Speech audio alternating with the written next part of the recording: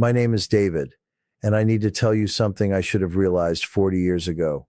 I built a company worth $200 million. dollars.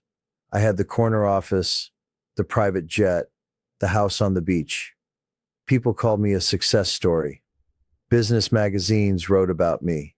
Young entrepreneurs wanted to know my secrets, but here's what nobody knew.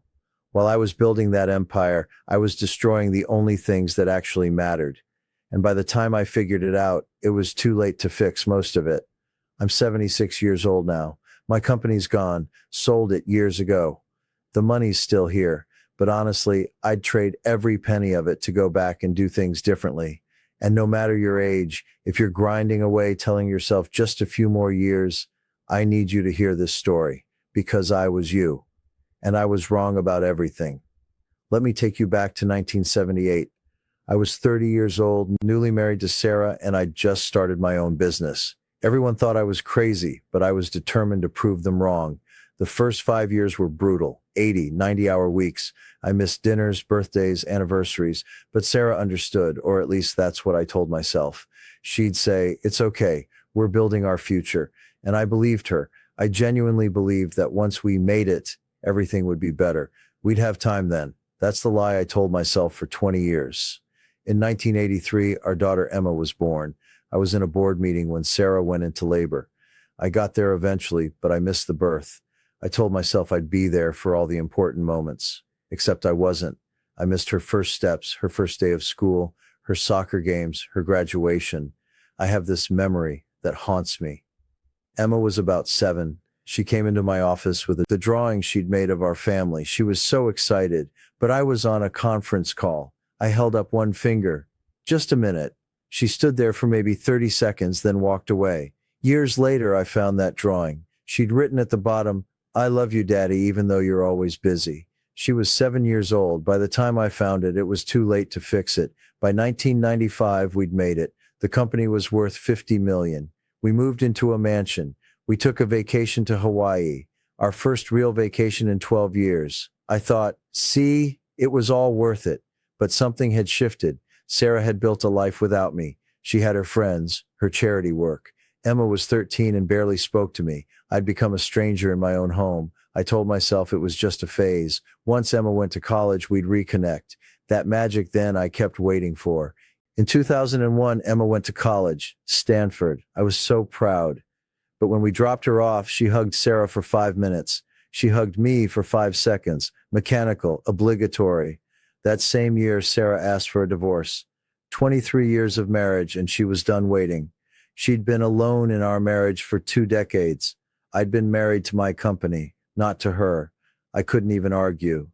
She was right. After the divorce, I threw myself into work harder. The company grew to 200 million. I was on the cover of Forbes. People asked me how I did it. I never told them the truth, that I did it by sacrificing everything that mattered. In 2009, I had a heart attack. I was 61 years old. I was in my office, working late as always, when my chest started hurting. I drove myself to the hospital. There was nobody to call. Sarah had remarried. Emma lived in New York. My assistant found out the next day when I didn't show up for a meeting. Lying in that hospital bed hooked up to machines, I had this moment of absolute clarity. What was it all for? I'd built this massive company, but who was I building it for? Not for Sarah, she was gone. Not for Emma, she'd learned to live without me. For myself, for my ego, for some imaginary finish line that kept moving further away. I sold the company in 2012, got a huge payout, and then I had to figure out what that life was supposed to look like. 64 years old, with more money than I could spend and nobody to spend it with. I tried to reconnect with Emma, called her every week, flew to New York. But here's the thing about time. You can't make it up. You can't go back and attend those soccer games.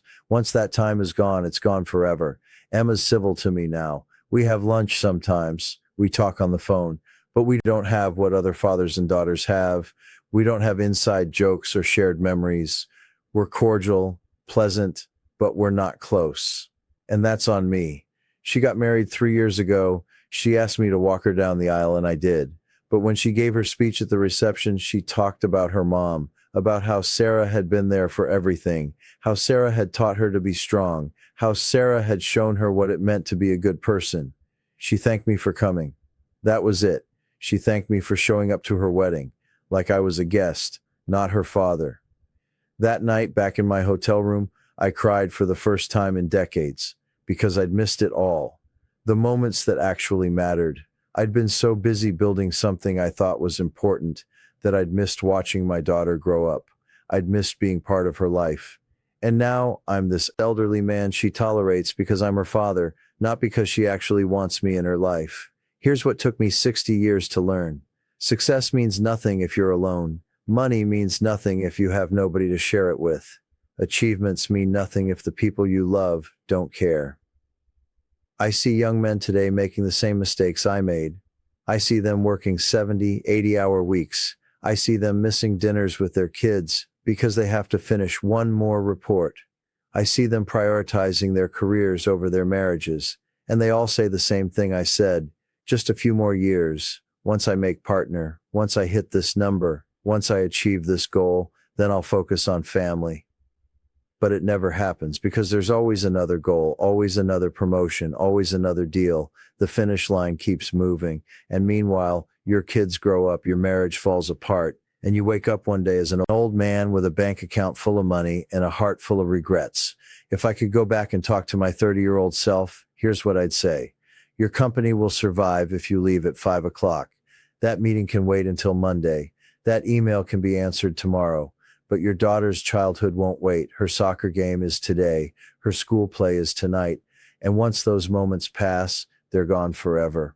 Work will always be there. There will always be another deal, another project, another crisis that feels urgent. But your kids won't always be kids. Your wife won't always wait. Your parents won't always be here. The people you love, they're on a timer. And you don't know when that timer runs out. I've got more money than I'll ever need. I've got investments and properties and a retirement fund that could support 10 people for a lifetime.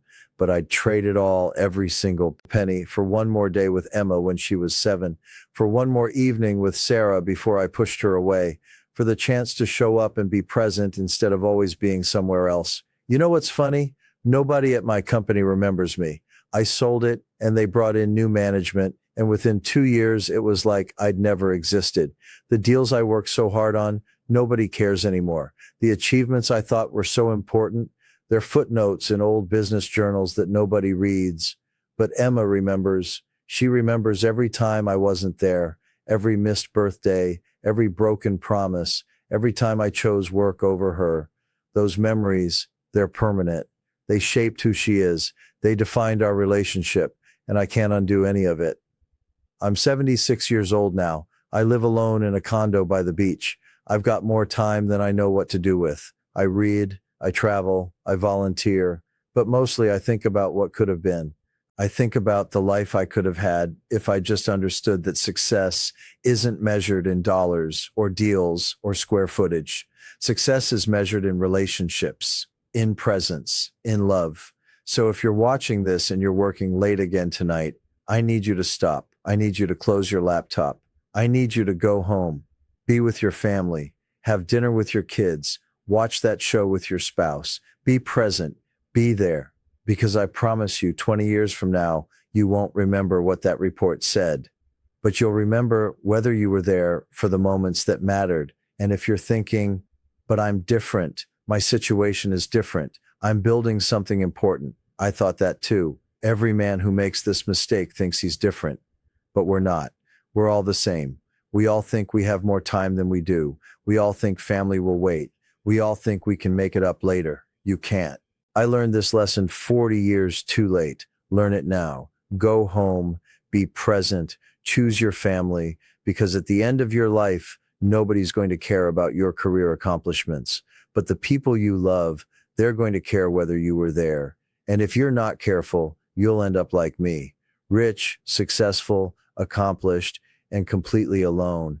If this story makes you uncomfortable, good, it should. If it makes you want to change something, even better. Don't wait. Don't tell yourself you'll do it tomorrow or next year. Do it today.